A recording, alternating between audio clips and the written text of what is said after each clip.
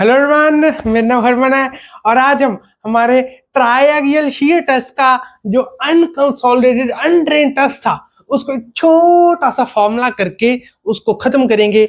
और आगे जो दूसरे ट्रायंगल शीयर टेस्ट के कॉम्बिनेशन हमने देखे थे, 3 कॉम्बिनेशन रह गए, ये फर्स्ट था, 3 कॉम्बिनेशन रह गए, उन 3 कॉम्बिनेशन को देखेंगे। तो वो कौन सा फॉर्मूला जिसकी मैं बात कर रहा हूं, वो फॉर्मूला है एक ऐसा फॉर्मूला जो स्कैम्पटन ने इन 1957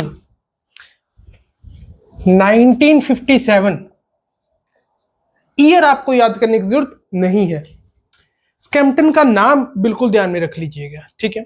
स्कैम्पटन ने ये दिया था फॉर्मूला 1957 में। वो फॉर्मूला क्या था? वो फॉर्मूला इस लॉजिक के ऊपर बेस्ड था। उन्होंने देखा कि जो Cu undrained cohesion by sigma Z dash, undrained cohesion हमने पिछले लेक्चर में देखी थी, राइट। अगर जनरली भी अनड्रेन्ड कोहेजन का नाम लिया जाए तो आपको बाय डिफॉल्ट मान के चलना है अनटिल अनलेस फाई भी कुछ दे दिया जाए, ठीक है। तो अनटिल अनलेस कुछ ज्यादा स्पेसिफिक नहीं दिया गया, वो ज्यादा स्पेसिफिक क्या होगा वो जो आगे हम टेस्ट देखेंगे उसमें आपको ये पूरी तरह बात क्लियर हो जाएगी, ठीक। अनटिल अनलेस पूरी तरह कुछ ज्यादा स्पेसिफिक नहीं कहा गया, सिर्फ अनड्रेन्ड कोहेजन कहा गया है। जो हमने पिछले लेक्चर में अनड्रेन्ड कोहेजन देखी थी इस यूयू टेस्ट के लिए, आप उसको मान के चलोगे। आप मान के चलो कि ये जो यूयू टेस्ट किया गया है उसके कॉरस्पॉन्डिंग सीयू की बात की जा रही है यहाँ पे, ठीक है। बाय डिफॉल्ट आप मान के चलोगे, क्योंकि इसके बाद एक और टेस्ट है जिसमें हम अनड्रेन्ड कोहेजन की बात कर लेते हैं। पर वो जो अनड्रेन्ड कोहेजन की वहां पे हम बात करते हैं वो एक बहुत ही स्पेशलाइज्ड केस के लिए है। अगर वो एक स्पेशलाइज्ड केस ना हो तो उसके अलावा अगर अनड्रेन्ड कोहेजन की बात की जा रही है तो डेफिनेटली अनकंसोलिडेटेड अनड्रेन्ड टेस्ट के कॉरस्पॉन्डिंग जो हमने सीयू पढ़ा है उसकी ही बात की जा रही है, राइट। नो, स्कैम्पटन ने क्या देखा कि C U by sigma Z dash की जो वैल्यू है ना, ये जो रेशियो है Cu by sigma Z dash की, it is coming out to be constant. एक कांस्टेंट वैल्यू आ रही थी, ये कांस्टेंट वैल्यू। और ये कांस्टेंट वैल्यू किसके इक्वल थी? This ratio Cu by sigma Z dash was coming out to be equal to 0.11 plus 0.0037 into IP in percentage. Cu by sigma z dash is equal to 0.11 plus 0.0037 plasticity index in percentage. मतलब अगर 10% plasticity index आ रहा है तो यहां पे आप 10 रखोगे, 0.1 नहीं रखोगे, एब्सोल्यूट वैल्यू नहीं रखोगे, परसेंटेज में वैल्यू रखोगे आईपी की, राइट।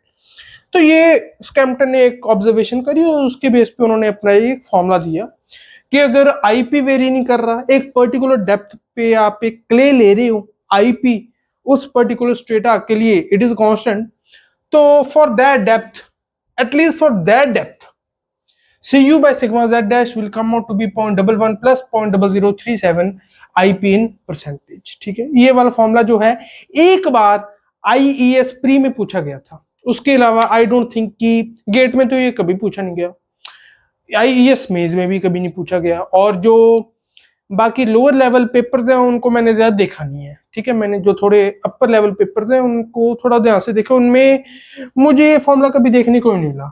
हाँ, एक बार IES प्री में इसका क्वेश्चन पूछा गया था, ठीक है। तो नाउ यूयू टेस्ट कर लिया हमने, राइट। अब अगला कॉम्बिनेशन हम देखेंगे, नेक्स्ट कॉम्बिनेशन। जो हमने 4 कॉम्बिनेशन देखे थे उनमें से फर्स्ट कॉम्बिनेशन जो था वो हमने अभी देख लिया। अब सेकंड कॉम्बिनेशन की बात करते हैं। द सेकंड कॉम्बिनेशन जो हमने बनाया था परम्यूटेशन कॉम्बिनेशन से कि कौन कौन से टेस्ट पॉसिबल हैं, वो बन रहा है कि जो फर्स्ट नेम है उसको तो वैसे ही रहने दो, सेकंड को चेंज कर दो, तो ये हो जाएगा unconsolidated drained. Unconsolidated drained. I should also take other good red marker so that समझाने का मेरा तरीका अच्छा होना चाहिए at least. Now yes this is working good.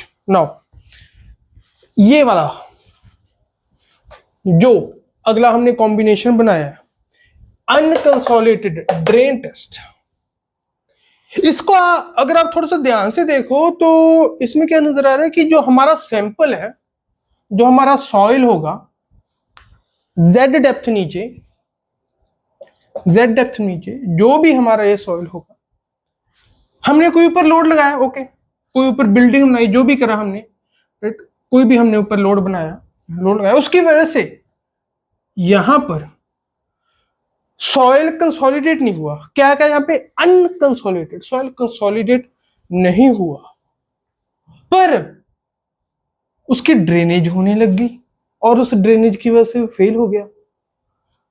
कुछ सेंस बन गई यहां पे। इसकी ड्रेनेज कब होती है? जब उसकी हम कंसोलिडेशन अलाउ करें। कंसोलिडेशन हम अलाउ कर नहीं रहे हैं, अनकंसोलिडेटेड है, फिर हम कह रहे हैं कि ड्रेनेज भी हो रही है कोई सेंस इस बात की? कोई सेंस बनी इस बात की? ऊपर से जो इसके आसपास सॉइल है वो कितने टाइम से लग रही है, वो इसको कन्फाइन करके इसकी कंसोलिडेशन नहीं कर सकी, पर हां जो हमने बिल्डिंग बना दी वो इसकी ड्रेनेज करने लग जाएगी। बिना कंसोलिडेशन के क्या ड्रेनेज पॉसिबल है? कोई सेंस ही नहीं बन रही इन बातों की, no sense.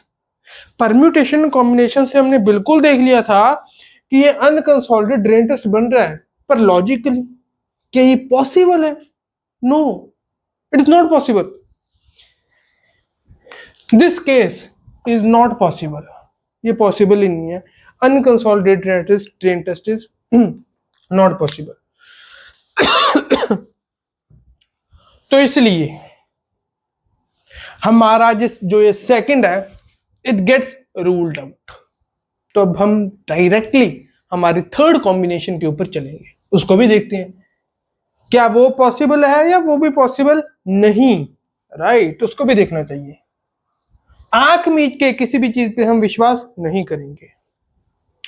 No, unconsolidated drain test, no, ये तो पॉसिबल डेफिनेटली नहीं है। थर्ड टेस्ट करने के लिए हमको जो फर्स्ट नेम है वो चेंज करना पड़ेगा। First name will be consolidated और यहां पर आ जाएगा अनड्रेन्ड टेस्ट, राइट।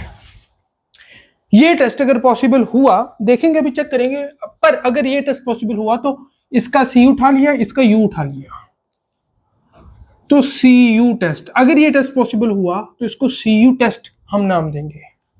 देखते हैं पॉसिबल है या नहीं। जेड डेप्थ नीचे कोई भी हमारा सॉइल का पार्टिकल है, हमने ऊपर लोड लगाया, ठीक है, उसकी वजह से ये कंसोलिडेट हो रहा है, पर बाद में अनड्रेन नहीं हो रहा। इधर से विजुअलाइज करना मुश्किल है, कर सकते हैं पर मुश्किल है। आई डोंट थिंक कि इधर से ये विजुअलाइज हो सकता है। मुझको तो विजुअलाइज करने में यहां पर डिफिकल्टी लग रही है। तो क्या करें, एक रियल लाइफ एग्जांपल लेते हैं, एक रियल लाइफ एग्जांपल जहां पर ये कंडीशन सच में होती है। इसीलिए ये वाला टेस्ट हम सच में परफॉर्म करते हैं और इसके रिजल्ट्स को भी स्टडी करते हैं। एक रियल लाइफ एग्जांपल, यहां पर मुझको तो विजुअलाइज ये नहीं हो पा रहा था, तो एक रियल लाइफ एग्जांपल जिसके लिए हम ये टेस्ट परफॉर्म करते हैं, दैट इज एग्जांपल जिसके लिए हम ये टेस्ट परफॉर्म करते हैं, that is sudden drawdown, sudden drawdown of a gravity dam, of a gravity dam made of clay।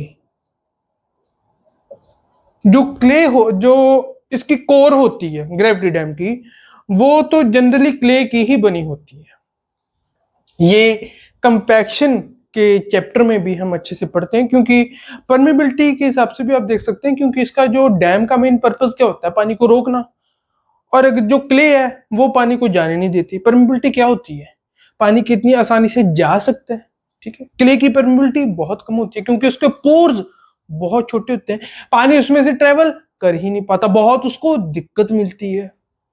इसलिए क्ले से तो हम जो कोर है वो तो एटलीस्ट कंस्ट्रक्ट करते ही होते हैं। ग्रेविटी डैम्स की, ग्रेविटी डैम्स वो वाले dams which sustain their stability from their weight, इसलिए gravity, weight is corresponding to gravity. तो sudden drawdown of a gravity dam made of clay. तो इस केस में ऐसा हो जाता है, sudden drawdown of a gravity dam made of clay. इसका क्या मतलब हुआ कि जैसे ये हमारा एक ग्रेविटी डैम है, राइट, एक मैं सिंप्लीफाइड एग्जांपल लेने की यहाँ पे कोशिश कर रहा हूं। तो यहां पर कुछ लेवल होगा, ठीक है, यहां पर भी कुछ लेवल डेफिनेटली हो सकता है, यहां पर कुछ लेवल है। तो सडन ड्रॉडाउन का मतलब ये है कि कुछ ऐसी कंडीशंस बन जाए। सडन ड्रॉडाउन वैसे जो है, this is a hypothetical condition, theoretical condition, not a practical condition. पर इस हाइपोथेटिकल कंडीशन को हम ध्यान में रखते हुए जब डिजाइन करते हैं तब हमारी जो डिजाइन है वो सेफ होते हैं। और आपको पता है हम हमेशा सेफ्टी की तरफ इंक्लाइंड रहते हैं, राइट नाउ। तो sudden drawdown of a gravity dam made of clay, इसमें क्या कि ये जो यहाँ पे कुछ ऐसी कंडीशंस बन जाती होती है, ठीक है, जिसकी वजह से जो ये यहां पर पानी है इस लेवल तक है वो डिक्रीज हो जाएगा। एंड डिक्रीज होके, थ्योरेटिकल कंडीशन की बात कर रहा हूं, प्रैक्टिकल कंडीशन थोड़ी सी वेरी करती है। बट नाउ करंटली हमको इसमें बहुत ज्यादा गहराई में जाने की जरूरत नहीं है, मैं आपको सिर्फ उतने बताऊंगा कि क्यों हम ये टेस्ट पढ़ रहे हैं। तो ये इधर है, इधर होके मान लीजिए सिंपल ड्रॉ डाउन ही कह रहे हैं, तो जो यहां पर लेवल था, right, it has become equal to 0, ठीक है, बिल्कुल 0 पर ही आ गया। थ्योरेटिकल कंडीशन की बात कर रहा हूं।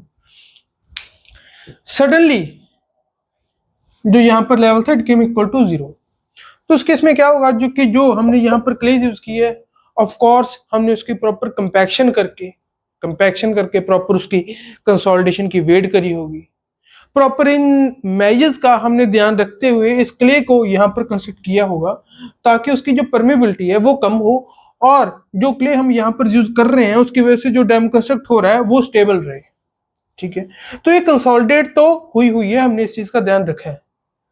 पर अभी यहां पर पानी है, पानी को मैंने यहां पर विड्रॉ कर लिया, तो उसकी वजह से पानी धीरे धीरे धीरे धीरे डिसिपेट करना शुरू करेगा, ठीक है। तो अगर यहां पर अगर लॉन्ग टर्म स्ट्रेंथ देखनी है तो अलग बात है, पर अगर शॉर्ट टर्म में मुझको इसकी स्ट्रेंथ देखनी है और इसकी शीयर स्ट्रेंथ देखनी है कि ये फेल ना कर जाए, तो मुझको इस बात का ध्यान रखना पड़ेगा कि क्या अभी ये अनड्रेन्ड है या ड्रेन्ड। कंसोलिडेट मैंने पहले इसको किया हुआ है, इसकी कंसोलिडेशन, इस क्ले की पहले कंसोलिडेशन हो चुकी है। पर अब जब सडन ड्रॉडाउन हुआ तब शीयर स्ट्रेंथ इसकी इट विल बी गवर्न्ड, अगर मैं सडनली देख रहा हूं अभी देख रहा हूं, तो it will be governed by undrained condition, ठीक है, क्योंकि इसमें से अभी पानी नहीं निकला है, ठीक है। तो अनड्रेन्ड कंडीशन की कॉरस्पॉन्डिंग हमको इसकी सडन ड्रॉडाउन जब होगा ग्रेविटी डैम का मिड ऑफ क्ले, तो उसमें कंसोलिडेटेड अनड्रेन्ड टेस्ट हमको करना पड़ेगा, ठीक है, उस कंडीशन को सिमुलेट करने के लिए लेबोरेटरी में। कंसोलिडेट ये हो चुकी है, पर जब मैंने इसको नीचे करा तब इसकी जो शीयर स्ट्रेंथ है it will be governed by undrained condition, क्योंकि ड्रेनेज के लिए तो टाइम चाहिए, वो टाइम हम अभी प्रोवाइड नहीं कर रहे हैं क्योंकि हमको अभी ही स्ट्रेंथ देखनी है, राइट। तो इसलिए इस केस को जब भी हमको ध्यान में रखना होता है, इस केस की स्ट्रेंथ जब भी हमको देखनी होती है, तो हम सीयू टेस्ट करके इसको परफॉर्म करते हैं, ठीक है। इसलिए मैंने आपको कहा था कि क्योंकि जो ये कंसोलिडेटेड अनड्रेन्ड टेस्ट है, यहां से जो हमारे अनड्रेन्ड शेयर पैरामीटर्स भी हमको मिलेंगे वो एक पर्टिकुलर स्पेसिफिक केस के कॉरस्पॉन्डिंग है। तो अगर आपको पर्टिकुलर्स नहीं दिए, राइट, कुछ ज्यादा डिटेल में नहीं दिया, बस अनड्रेन्ड कंडीशन कह दी या अनड्रेन्ड कोहेजन दे दी आपको, तो आपको डेफिनेटली जो हमने पिछला केस किया है उसको ध्यान में रखते हुए ही अपना क्वेश्चन सॉल्व करना होगा। ठीक है, वैसे हम करेंगे क्वेश्चन इस पे, जब क्वेश्चन करेंगे, जब न्यूमेरिकल्स करेंगे, तब तो चीजें बहुत ही क्रिस्टल क्लियर होंगी। Right now I can have a sip of water.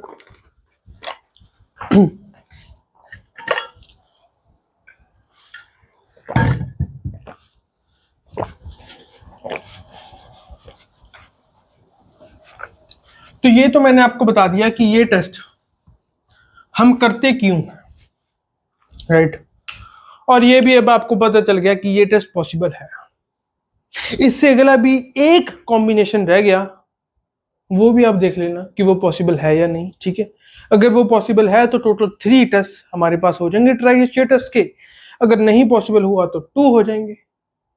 पर अभी फिलहाल इस पे हम ध्यान देते हैं। अगर हम इसके लिए नॉर्मली कंसोलिडेटेड और ओवर कंसोलिडेटेड क्ले के कॉरस्पॉन्डिंग मोहर फेलियर एनवलप बनाने लगे तो वो कैसे बनते हैं उसको हम देखते हैं।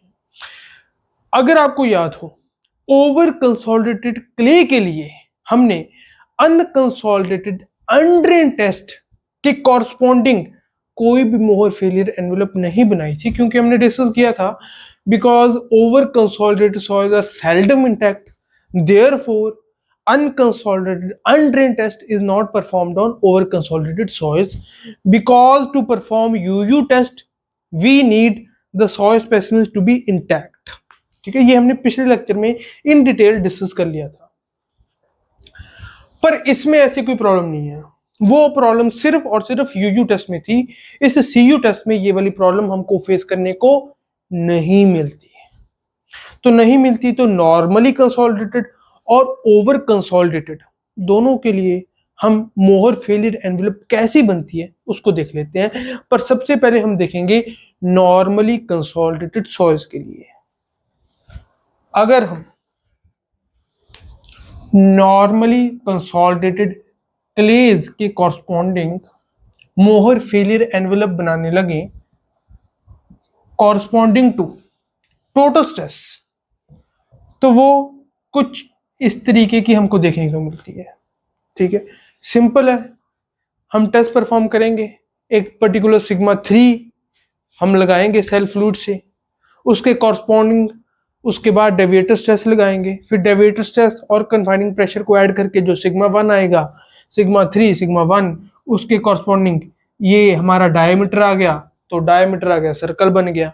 ऐसे ही 2-3 और मोहर सर्कल बना लेंगे, फिर उनका जो कॉमन टेंजेंट होगा उसको बना लेंगे। सिंपल प्रोसेस है।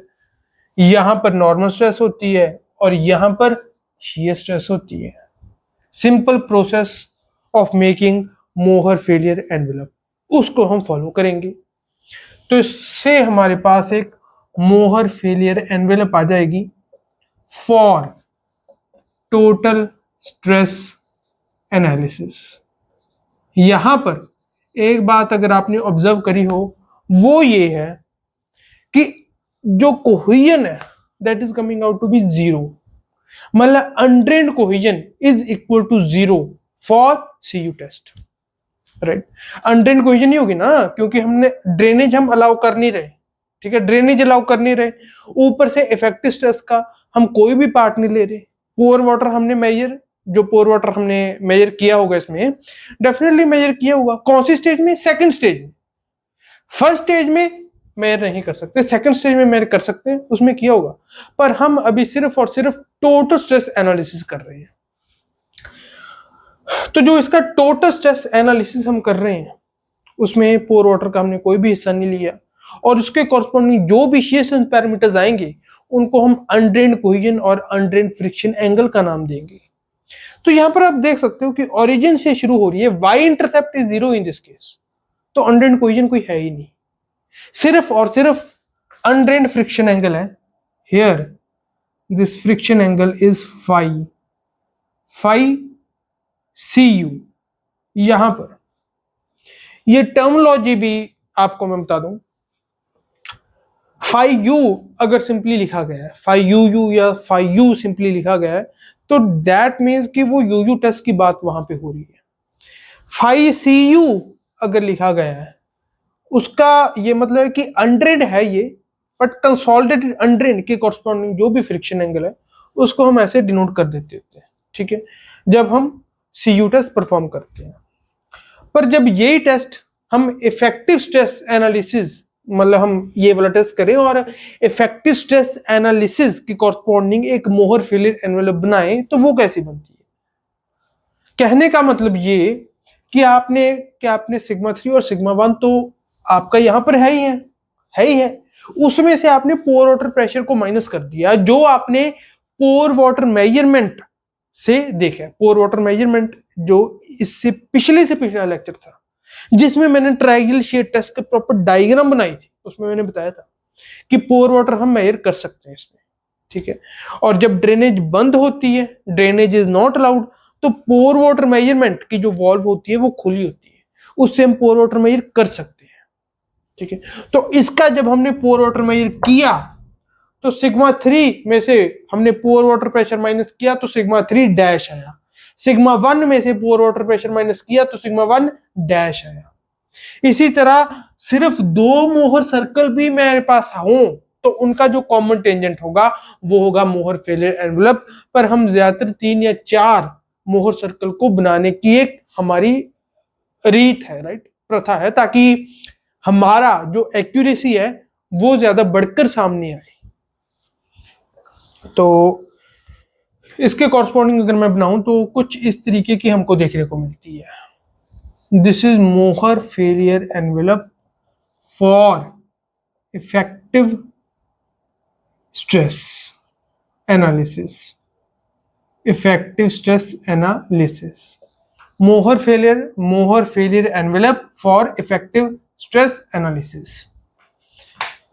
इसका जो फ्रिक्शन एंगल है उसको मैं फाई सी डी से डिनोट कर सकता हूं, राइट, कि ये जो है this is denoting for friction angle when consolidated undrain test, उसका जब हमने इफेक्टिव स्ट्रेस एनालिसिस किया, मतलब एक ये कंसोलिडेटेड ड्रेन्ड कंडीशन के कॉरस्पॉन्डिंग एक फ्रिक्शन एंगल हमको देखने को मिल रहा है। यहाँ पर साफ साफ आपको यहाँ पे नजर आ रहा है कि यहां पर भी कोई भी कोहेजन आपको देखने को नहीं मिलेगी। हाँ, जिसका फ्रिक्शन एंगल है वो देखने को मिलेगा, और इसका फ्रिक्शन एंगल ज्यादा है अनड्रेन्ड के केस में, ये आपको यहां पर देखने को मिल रहा है कि जब इफेक्टिव स्ट्रेस के कॉरस्पॉन्डिंग हम मोहर फेलियर एनवेलप बनाए ये वाली, तो उसकी स्लोप ज्यादा होती है कॉरस्पॉन्डिंग टू मोहर failure envelope for total stress analysis. इसके कॉरस्पॉन्डिंग इफेक्टिव स्ट्रेस वाले की स्लोप ज्यादा होती है, तो स्लोप ज्यादा होती है तो शीयर स्ट्रेंथ भी डेफिनेटली ज्यादा चांस है कि ज्यादा होगी, राइट। नाउ इसका अगर मैं जो हमने अभी अभी स्टडी किया है उसके एक जिस्ट अगर मैं लिखना चाहूं तो वो क्या होगी, एक शॉर्ट में अगर मैं थोड़ी सी इसकी समरी लिखूं जो अभी अभी हमने पढ़ा है, दैट विल बी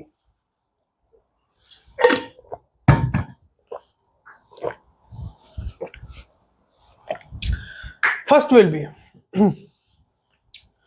कि इसमें ड्रेनेज वॉल्व विल बी, अगर मैं स्टेज 1 की बात कर रहा हूं कन्फाइनिंग प्रेशर स्टेज की, तो उसमें ये क्या है, कंसोलिडेटेड कब हो पा रहा है, जब ड्रेनेज वॉल्व ओपन है, will be open in stage 1 means confining pressure stage, right। और सेकंड स्टेज कौन सी है, अनड्रेन्ड, नाम में लिखा है कि ड्रेनेज अलाउड नहीं है, तो ड्रेनेज अलाउड नहीं है तो drainage valve, this will be my second point, drainage valve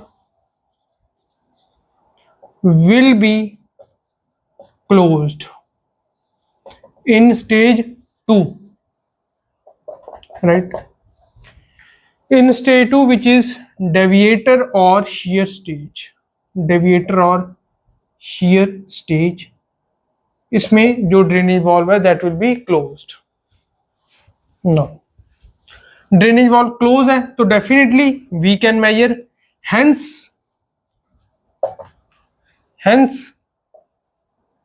we can major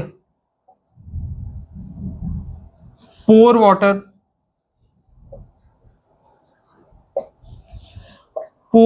pressure corresponding to this stage. Pore water pressure जब हमने मेजर कर लिया तो we can definitely make Mohr failure envelope for effective stress analysis. तो इसमें भी हम दो एनालिसिस को करते हैं। First is total stress analysis and second is effective stress analysis. दोनों में हमारा soil it should be safe. तो टोटल स्ट्रेस एनालिसिस, इसके अकॉर्डिंग अगर आप देखना चाहो तो shear strength S will be equal to C, तो यहां पर 0 है। सिग्मा n बार नहीं, सिग्मा n, क्योंकि टोटल स्ट्रेस एनालिसिस हम यहां पे परफॉर्म कर रहे हैं। S is equal to sigma n tan phi cu, right.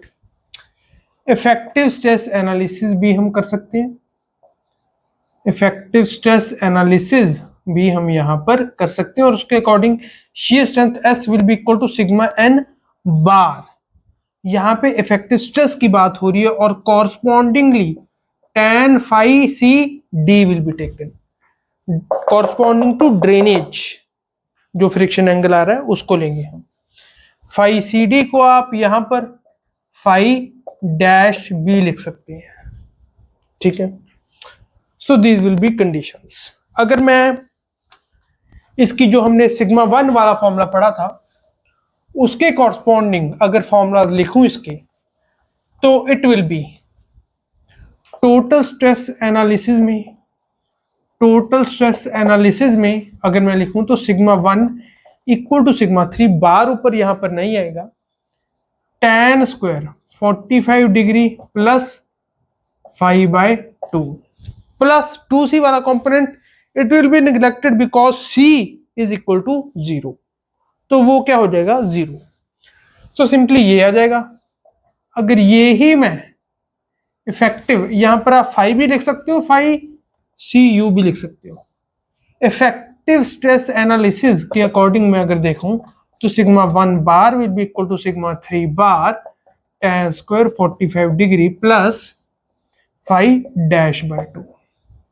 इस 5 को आप 5d से भी रिप्लेस कर सकते हो, राइट। आप कर भी सकते हो और जो टर्मिनोलॉजीज पेपर में इस्तेमाल की जाती है वो ही टर्मिनोलॉजीज मैं यहाँ पे इस्तेमाल कर रहा हूँ, ठीक है। आपको इस बात का भी ध्यान में रखना चाहिए कि 5 5d कोई भी टर्मिनोलॉजी पेपर में इस्तेमाल की जा सकती है। आप इन टर्मिनोलॉजी से पूरा रूबरू होना चाहिए आपको, राइट। ये तो हमने जो भी बात करी थी, this was for normally consolidated clays. जब नॉर्मली कंसोलिडेटेड क्लेज के ऊपर कंसोलिडेटेड अनड्रेन टेस्ट परफॉर्म किया जाए, पर यही consolidated undrained CU test when it is performed on over consolidated clays, तब कैसी मोहर फेलियर एनवेलप हमको देखने को मिलती है, अब उसको देखते हैं। ये जो फॉर्मूलाज है इसको मैं बाद में नहीं लिखूंगा फॉर ओवर कंसोलिडेटेड सॉइल्स क्या होंगे, क्योंकि अभी आपको पता चल ही गया जो स्टैंडर्ड फॉर्मूलाज हैं उसको इस्तेमाल करना है, ठीक है। पहले भी जब मैंने ये फॉर्मूला डिटेल में डिस्कस किए थे तब भी मैंने ये वाली चीज डिस्कस कर ली थी कि इफेक्टिव स्ट्रेस के केस में जब इफेक्टिव स्ट्रेस एनालिसिस हम करेंगे तब इन फॉर्मूलाज को कैसे लिखा जाएगा, जब टोटल स्ट्रेस एनालिसिस करेंगे तब कैसे लिखा जाएगा, राइट। तो नाउ ओवर कंसोलिडेटेड क्लेज, इसके कॉरस्पॉन्डिंग अगर मैं मोहर फेलियर एनवेलप बनाऊं तो इट विल बी, अगर तो मैं बनाऊं टोटल स्ट्रेस के कॉरस्पॉन्डिंग तो वो कुछ इस तरीके का बनता है, दिस एंड देन एक टाइम के बाद आके इट्स अ ब्रेकेज, एक थोड़ा सा डिप आता है जब ये ओवर कंसोलिडेटेड स्टेज से नॉर्मली कंसोलिडेटेड स्टेज के ऊपर आती है। अगर मैं यही जो इसका जो ओवर कंसोलिडेटेड प्लेस का, ये तो मैंने बनाया है corresponding to total stress analysis, total stress analysis. यही अगर मैं बनाऊं corresponding to effective stress analysis, तो वो कुछ इस तरीके का हमको देखने को मिलता है, this and then this, right. ये जरूरी नहीं है कट करे, जो ही जनरल होता है वो मैंने बनाया। जनरल इसमें हमको देखने को ये मिलता है कि कोहेजन दोनों में आती है। This is effective stress analysis, effective stress analysis, effective stress analysis के कॉरस्पॉन्डिंग जो मोहर फेलियर एनवेलप है, that is drawn with this blue pen. और जो टोटल स्ट्रेस एनालिसिस की कॉरस्पॉन्डिंग वो ये वाली है, ठीक है।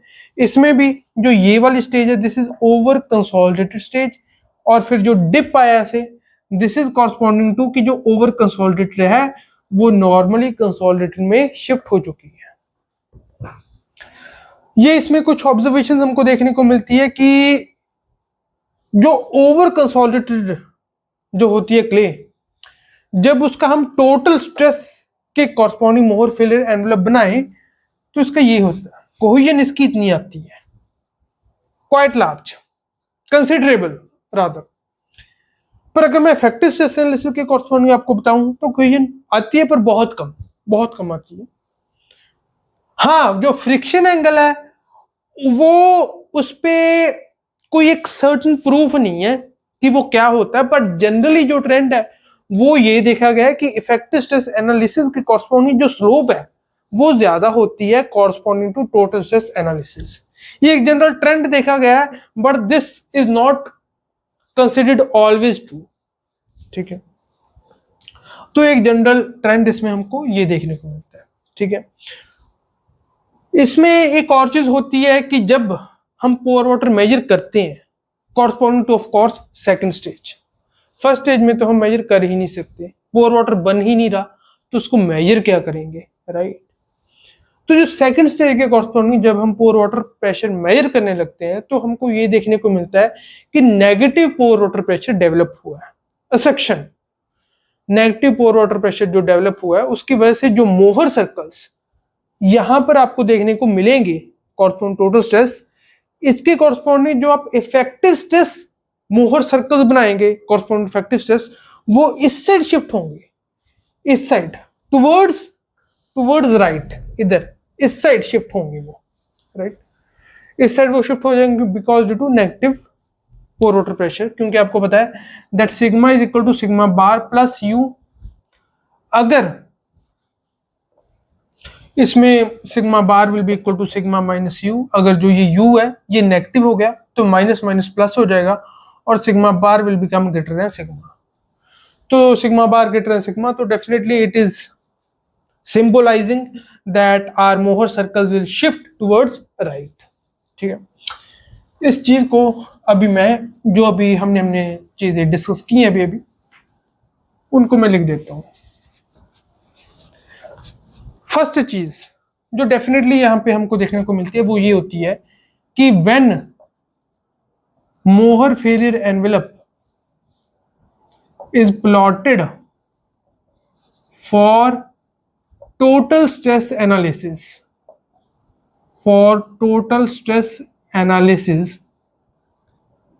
तो इसमें जो कोहेजन होती है, कोहेजन मैं पूरा नाम ही इसका लिख देता हूं, cohesion C, this will be CCU will be more than cohesion CCD for effective stress analysis, effective stress analysis. कहने का ये मतलब है कि जो टोटल स्ट्रेस एनालिसिस में वाई इंटरसेप्ट था, जो कोहेजन को डिनोट कर रहा था, वो ज्यादा होगा कंपेयर टू जो इफेक्टिव स्ट्रेस एनालिसिस में होगा उसमें कम होगा ये, ठीक है। तो ये वाली चीज मैंने यहां पर लिखी है। सेकंड पॉइंट वो ये है कि जो डिप है,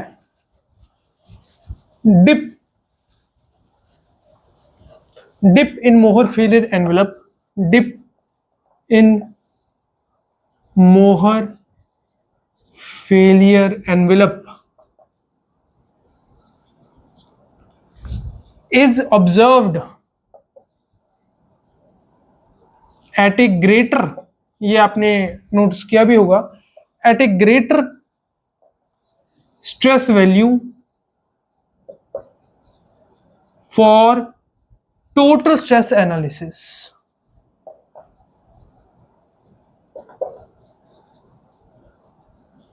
right? Dip in Mohr failure envelope, this dip is observed at a greater stress value for total stress analysis compared to effective stress analysis, right? तो डिप हमको ज्यादा राइट में देखने को मिलता है। डिप क्या सिग्निफाई कर रहा है? डिप इज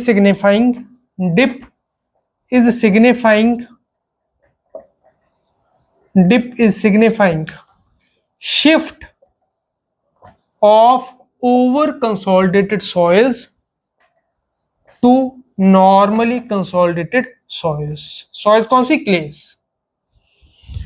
डिप कौन सी चीज को सिग्निफाई कर रहा है? कि जो ओवर कंसोलिडेटेड सॉइल्स हैं ये नॉर्मली कंसोलिडेटेड सॉइल्स में बदल चुकी है, ठीक है। इस चीज को डिप सिग्निफाई कर रहा है, राइट। तो ये चीज, ये ऑब्जर्वेशन हमको देखने को मिलती है। एक और चीज जो मैंने यहाँ पे आपको बताई थी वो ये थी दैट ड्यूरिंग स्टेज 2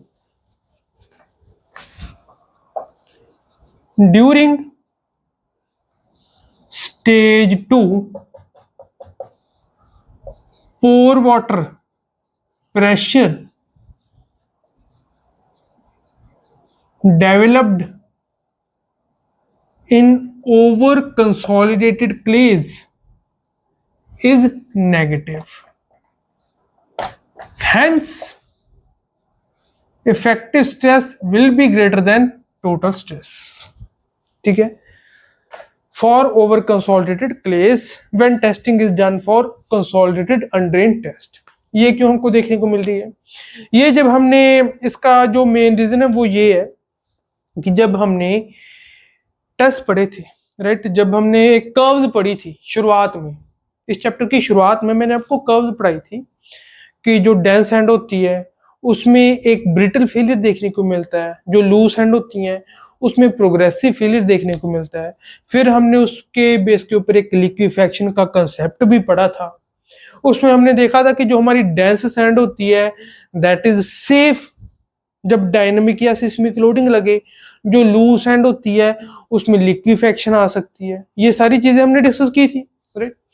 तो वहां पर डेंस सैंड के कॉरस्पॉन्डिंग हमने देखा था कि नेगेटिव पोर वाटर प्रेशर बन जाता है, ठीक है, जब डायनामिक या सिस्मिक लोडिंग आए। तो उसी तरह यहां पर कोई डायनामिक या सिस्मिक लोडिंग चाहे नहीं लग रही, पर क्योंकि जो ओवर कंसोलिडेटेड क्लेज है उनका behaviour it is similar to dense sands, इसीलिए यहां पर भी जब कंसोलिडेशन के बाद when drainage is not allowed तो इसमें भी पोर वाटर प्रेशर बनता है and that pore water pressure is negative. Dense sand के केस में द पोर वाटर प्रेशर जो बन रहा था दैट वाज नेगेटिव जब सिस्मिक या डायनामिक लोडिंग आ रही थी।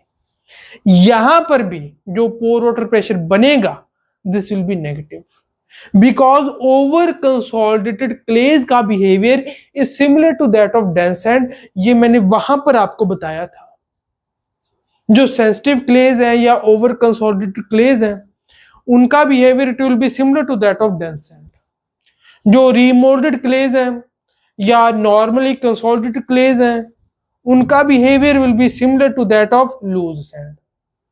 ये सारी चीजें हमने वहां पर डिस्कस की थी इस चैप्टर की शुरुआत में। ठीक है, वो सारी चीजें अब काम आ रही हैं, राइट।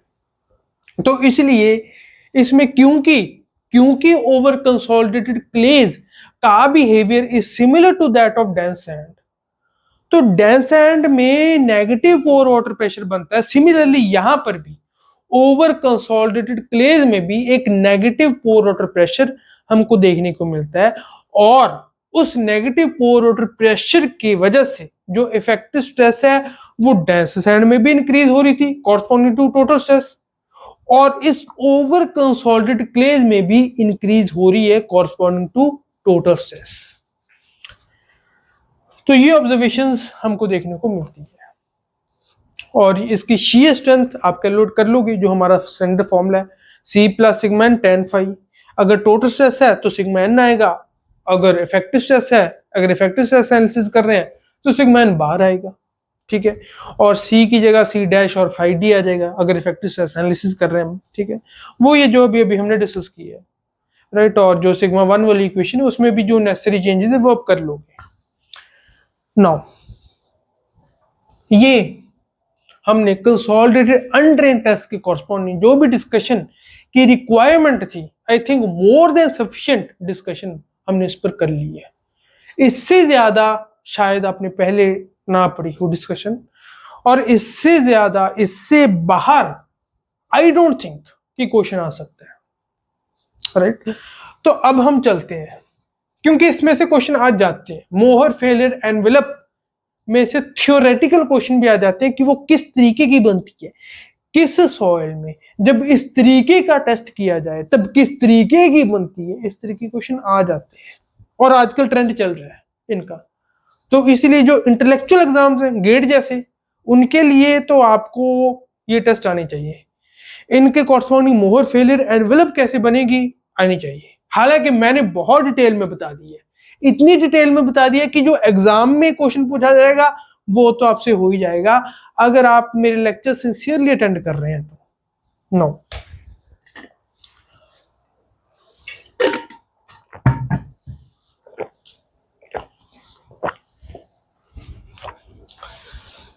ये जो थर्ड टेस्ट था ना, कंसोलिडेटेड अनड्रेन्ड, इसको डेफिनेटली CU टेस्ट तो हम कह देते हैं, और ये इसका बहुत ही पॉपुलर नाम है, पर इसको जैसे हमने वहां पर Q नाम दिया था, क्विक टेस्ट था ना कंसोलिडेटेड अनड्रेन्ड, तो Q नाम हमने दे दिया था, वैसे यहां पर भी हम इसको R नाम देंगे। Q के बाद क्या आता है R, ठीक है। तो पहले हम वो टेस्ट पढ़ते हैं, फिर ये वाला टेस्ट पढ़ लेते हैं। तो इसको हम अगला जो अल्फाबेटिकल हमारा सिंबल है R, उससे हम इसको डिनोट कर देते हैं R, राइट। हालांकि जो इसका ज्यादातर यूज की जानी एब्रीविएशन है दैट इज CU टेस्ट, पर आपको R भी पता होना चाहिए, आप कंफ्यूज ना हो जाए अगर ये चीज वहां पे इस्तेमाल की गई है कहीं पर भी। नाउ कंसोलिडेटेड अनड्रेन टेस्ट भी हमने कर लिया, एक टेस्ट बचा सिर्फ, उसकी तो पॉसिबिलिटी आपको साफ ही पता चल जाएगी कि होगी कि नहीं। कंसोलिडेटेड ड्रेन्ड टेस्ट, जिसको CD टेस्ट कहा जाता है शॉर्ट में, CD टेस्ट। जो ये CD टेस्ट है इसको हम Q के बाद क्या आता है R के बाद क्या आता है S, इसको हम S से भी डिनोट किए जाते हैं, राइट, डिनोटेड बाय S। हालांकि सिर्फ ये रीजन नहीं है, इसका जो मेन रीजन है वो ये है कि ये जो टेस्ट होता है it is very slow test, very slow test. तो वो क्विक टेस्ट था तो Q वहां पे हमने सिंबल असाइन कर दिया, बिकॉज क्विक जो वर्ड है it starts from the alphabet Q। यहां पर इट इज स्लो टेस्ट, तो slow word starts from S, तो यहां पर S हमने असाइन कर दिया, और R दोनों के बीच में आ रहा था तो R, राइट। तो QRS ये भी इस तरीके से भी हम सिंबल्स असाइन कर रहे हैं, राइट। हमको जब मेनली यही देखना होता है कि हमारे लिए कौन सी चीज आसान है, वही चीज एक नॉर्म बन जाती है between the geotechnical engineers society, right. तो very slow test it may even take up to few weeks. It may even take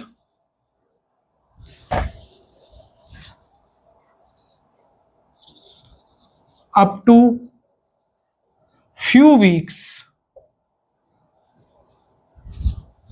for clays, for saturated clays.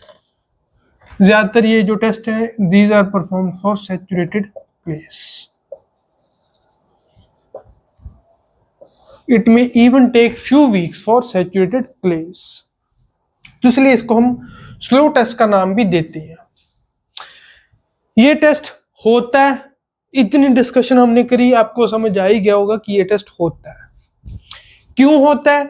क्योंकि जो क्ले है उसकी अगर शॉर्ट टर्म स्टेबिलिटी चेक करनी है, quickly after the construction check करनी है, तब तो आप यूयू टेस्ट कर लोगे. सीयू टेस्ट एक ही पर्पस के लिए किया जाता है, वो हमने डिस्कस कर लिया. सीडी टेस्ट अगर इस क्ले की लॉन्ग टर्म स्टेबिलिटी हमको चेक करनी है तो फिर कौन सा टेस्ट किया जाएगा? CD test, consolidated drain test, right? Performed for, क्योंकि अगर long term after the construction हमको अगर स्टेबिलिटी चेक करनी है तो लॉन्ग टर्म उसकी कंसोलिडेशन भी होगी और उसकी ड्रेनेज भी होगी, तो उसके लिए सीडी टेस्ट इज सुटेबल. तो performed for clays after long, performed for clays being checked for stability long term after construction. long term या long time जो भी आप कह सकते हो, आफ्टर कंस्ट्रक्शन. और मैंने आपसे बात करी थी कि सैंड की भी एंड में हम बात कर लेंगे, वो एंड आ गया यहां पर. ये वाला जो टेस्ट है consolidated drained, this is also performed for sand. क्योंकि जो सैंड होती है उसमें तो हम सोच के चलते हैं कि ओके लोडिंग वगैरह की है, दैट्स ओके. उसकी कंसोलिडेशन तो आपको पता है नेग्लिजिबल होती है सैंड में, और जो ड्रेनेज है वो भी हो जाएगी because it is very very permeable. Even vertical sand drains का जो हमने कंसेप्ट पढ़ा था कंसोलिडेशन के चैप्टर के एंड में, उसमें भी हमने यही बात करी थी कि ताकि क्लेज की कंसोलिडेशन जल्दी से हो जाए, ताकि पोर वाटर की ड्रेनेज जल्दी से हो जाए, इसलिए सैंड ड्रेन्स कंस्ट्रक्ट कर दो. तो सैंड का वहां पे हम काम ले रहे थे ताकि क्ले की ड्रेनेज जल्दी से हो जाए. तो सैंड इटसेल्फ अगर हम बात करेंगे तो डेफिनेटली उसकी ड्रेनेज कोई प्रॉब्लम हमको नहीं होगी. तो उसमें भी हम एक ऐसा टेस्ट परफॉर्म करेंगे जिसमें कोई ड्रेनेज की प्रॉब्लम हमको नहीं देखने को मिल रही, राइट?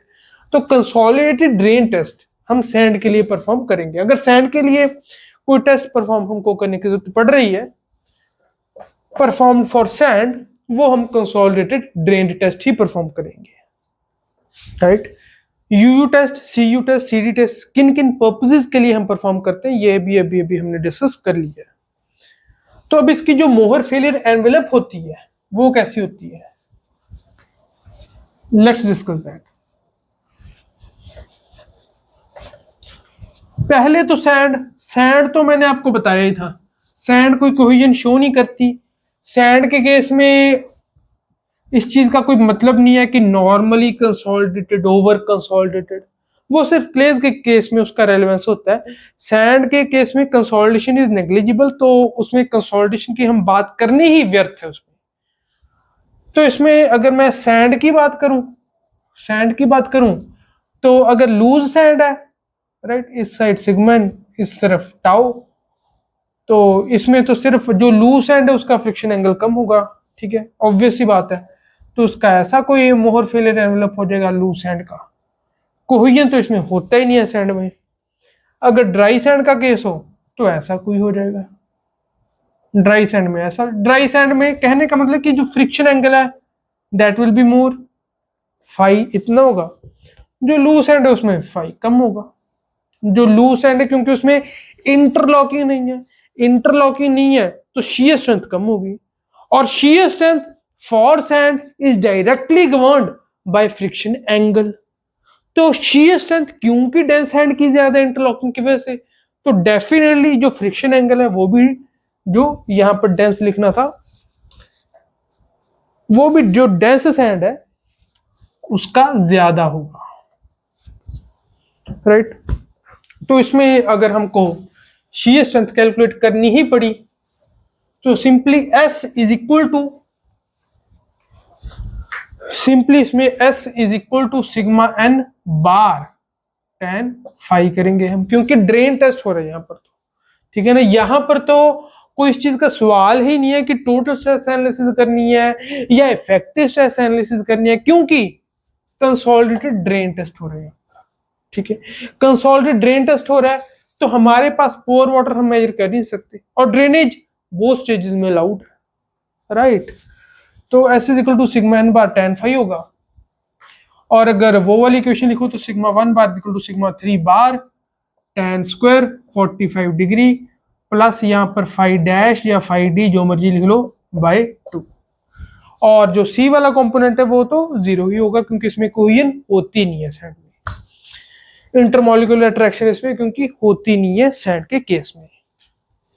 तो ये हो जाएगा इसका एक ये वाला पॉइंट जो अभी अभी हमने डिस्कस किया है वो भी अभी लिख लेते हैं कि क्या, the drainage valve for consolidated drain test, drainage valve will be open in both the stages.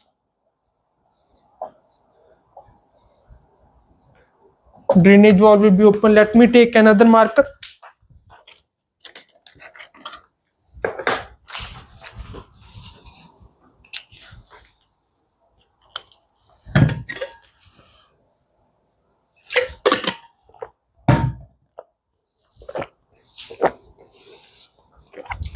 Drainage valve will be open in both the stages in CD test.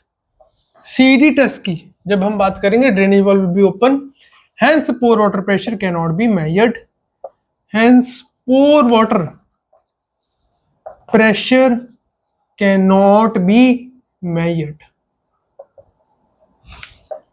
वो मेजर नहीं किया जा सकता,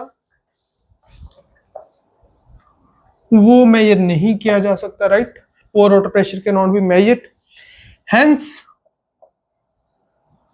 ओनली इफेक्टिव स्ट्रेस, क्योंकि drainage both cases में allowed है, इसलिए only effective stress analysis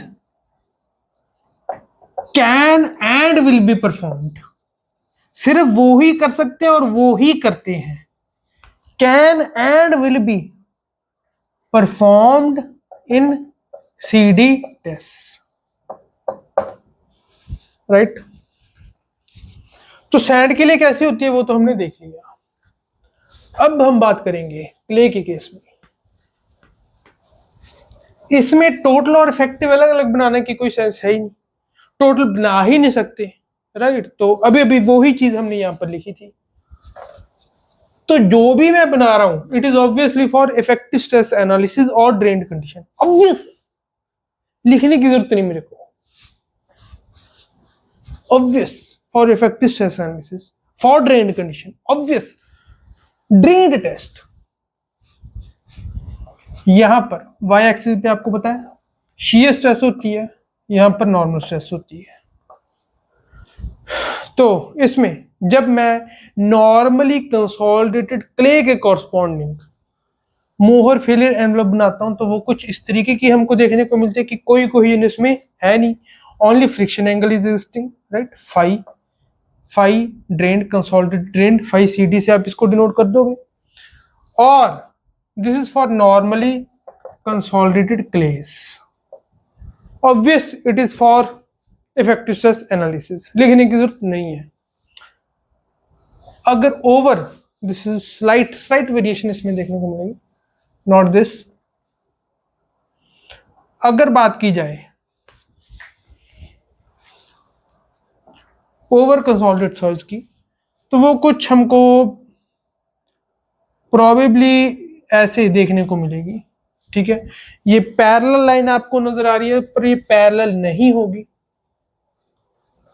तो कोई आपको गलत इंटरप्रिटेशन आप निकालो तो मैं कुछ इस तरीके की बना देता हूं, राइट। इसके बाद भी जब ये नॉर्मल बन गई तब तो डेफिनेटली ये एक बिहेवियर ही फॉलो करेंगे, पर तब तक इसका जो फ्रिक्शन एंगल है, right, it cannot be clearly, हम उसमें कोई कंपैरिजन नहीं बना सकते कि वो कैसा होगा। बट कहने का मेरा यहां पर ये मतलब था, आप ये वाली कर्व भी बना सकते हो या इससे थोड़ा डिफरेंट भी बना सकते हो, बट इसमें कोई अगर चीज आपको ध्यान में रखनी है, this is phi C D, ये भी फाई सी डी है, but this is for over consolidated क्लेस।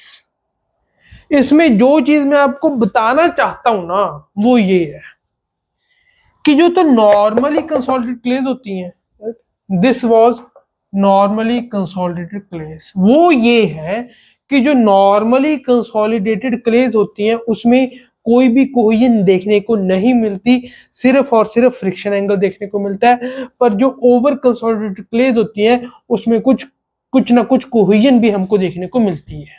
कहने का ये मतलब था, राइट। इसमें आप थोड़ा ऐसे भी बना सकते थे, राइट, थोड़ी एक अपर स्लोप भी मिल सकती है, it will depend on the type of clay, ठीक है, उस पर डिपेंड करेगा कि कैसी मोहर फेलियर एनवेलप हमको देखने को मिल रही है।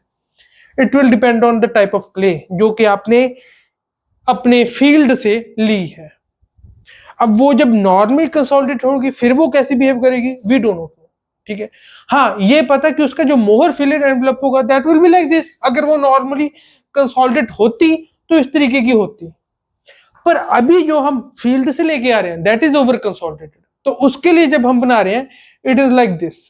तो ये भी मैंने एक लॉजिक से बनाई है कि इधर जाके मिल जाएगी, but the testing is being done for over consolidated clays. जब Mohr failure envelope over consolidated clays के ऊपर बनाया जा रहा है तो ऐसे नहीं है कि हम सेम ही क्ले को टेस्ट कर रहे हैं नॉर्मली कंसोलिडेटेड बनाकर फिर ये करके वो करके, नहीं, right, these things are not being done. ये तो एक लॉजिक से मैंने यहां पर दोनों को अप्रोच करवाया है। जब टेस्ट किया जाएगा तब तो ये देखा जाएगा कि अच्छा कोई ऐसा फील्ड कंडीशन हो जहां से हम एक ओवर कंसोलिडेटेड क्ले को उठा पाए, तो एक अनडिस्टर्ब्ड ओवर कंसोलिडेटेड क्ले को हम उठाने की कोशिश करेंगे वहां पर, राइट। नो, कहने का ये मेरा यहां पर ये मतलब था, जो मैंने ये वाली कर्व्स बनाई है इसमें कहने का मतलब क्या था, कहने का ये मतलब था जो मैं अभी भी इक्वेशन लिखने जा रहा हूं। कहने का ये मतलब है कि जो नॉर्मली कंसोलिडेटेड क्लेज होती हैं इसमें cohesion is always zero, C dash या सी डी आप कुछ भी कह लो, it will be always equal to zero, सिर्फ और सिर्फ फाई देखने को मिलेगा। तो इनकी shear strength will be equal to sigma N bar, यहां पर हमेशा बार, जब सी डी टेस्ट की बात करी जा रही है then it will always be bar, sigma N bar 10 phi dash या फाई डी जो मर्जी कह लो, and sigma 1 bar equal to sigma 3 bar, वो वाली क्वेश्चन आपको पता है। पर जब हम बात करेंगे ओवर कंसोलिडेटेड क्लेज की तो इसमें कुछ ना कुछ कोहेजन देखने को मिलती है, तो shear strength will be equal to C dash plus sigma N bar 10 phi dash और फाई डी, राइट। यहां पर मैं एक अलग इक्वेशन ही लिख देता हूं, यहां पर इस चीज को ऐसे भी लिखा जा सकता है C D plus sigma N bar 10 phi D, ठीक है, ऐसे सी डैश या फाई डैश या सी डी और फाई डी। ओवर कंसोलिडेटेड क्लेज की आप ऐसे कैलकुलेट करोगे, नॉर्मली कंसोलिडेटेड क्लेज के कॉरस्पॉन्डिंग ये होगी शीयर स्ट्रेंथ, ठीक है। तो इसी से ही हमने जो भी हमारे टेस्ट थे ट्रायंगल शीयर टेस्ट, वो कौन कौन से टाइप के हो सकते हैं उनको डिस्कस कर लिया है, ठीक है। 3 तरीके के, UU test, CU test and CT test. एक पॉसिबल नहीं था, कौन सा, अनकंसोलिडेटेड ड्रेन, वो पॉसिबल नहीं था तो वो हमने डिस्कस भी नहीं किया। तो ये जो है अभी अभी हमने डिस्कस किया ना, ये एक बहुत इंपॉर्टेंट पार्ट है, इसमें से क्वेश्चंस आ जाते हैं और रिसेंटली पूछे भी जाते हैं, ठीक है। अगर जो अच्छा क्वेश्चन बना वो इसमें से बनेगा, जो रैंक डिसाइडिंग क्वेश्चन बना वो इसमें से बनेगा।